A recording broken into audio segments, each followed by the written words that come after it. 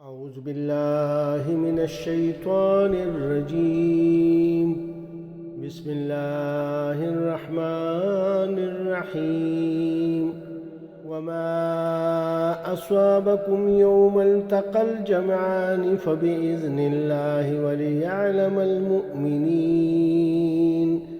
وليعلم الذين نافقوا وقيل لهم تعالوا قاتلوا في سبيل الله أو ادفعوا قالوا لو نعلم قتالا لاتبعناكم هم للكفر يومئذ أقرب منهم للإيمان يقولون بأفواههم ما ليس في قلوبهم واللہ اعلم بما یکتبون۔ اور تمہیں جو مصیبت اس دن پہنچی جنگ احد کے دن جب دونوں لشکر ٹکرائے تھے وہ اللہ کے حکم سے پہنچی تاکہ وہ مومنوں کو بھی پرکھ کر دیکھ لے اور منافقوں کو بھی، اور ان منافقوں سے کہا گیا تھا کہ آؤ اللہ کے راستے میں جنگ کرو یا دفاع کرو، تو انہوں نے کہا تھا کہ اگر ہم دیکھتے کہ جنگ ہوگی تو ہم ضرور آپ کے پیچھے چلتے۔ اس دن جب وہ یہ بات کہہ رہے تھے وہ ایمان کی بنسبت کفر سے زیادہ قریب تھے۔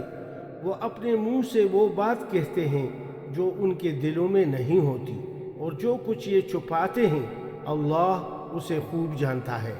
الذين قالوا لإخوانهم وقعدوا لو أطاعونا ما قتلوا قل فادرءوا عن أنفسكم الموت إن كنتم صادقين۔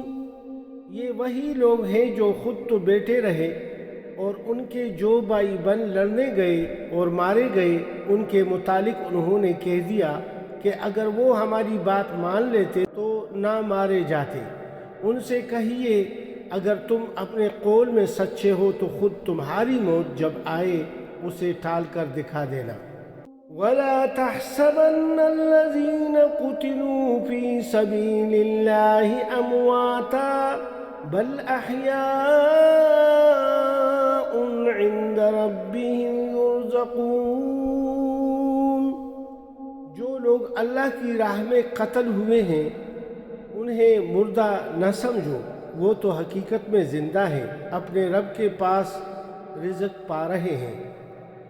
فرحین بما آتاهم اللہ من فضله ويستبشرون بالذین لم يلحقوا بهم من خلفهم ألا خوف عليهم ولا هم يحزنون۔ جو کچھ اللہ نے اپنے فضل سے انہیں دیا ہے اس پر خوش و خرم ہیں اور مطمئن ہیں کہ جو اہل ایمان ان کے پیچھے دنیا میں رہ گئے ہیں اور ابھی وہاں نہیں پہنچے ہیں ان کے لیے بھی کسی خوف اور رنج کا موقع نہیں ہے۔ يستبشرون بنعمة من الله وفضل وأن الله لا يضيع أجر المؤمنين۔ وہ اللہ کے انعام اور اس کے فضل پر خوش ہیں اور ان کو معلوم ہو چکا ہے کہ اللہ مومنوں کے اجر کو ضائع نہیں کرتا۔ صدق اللہ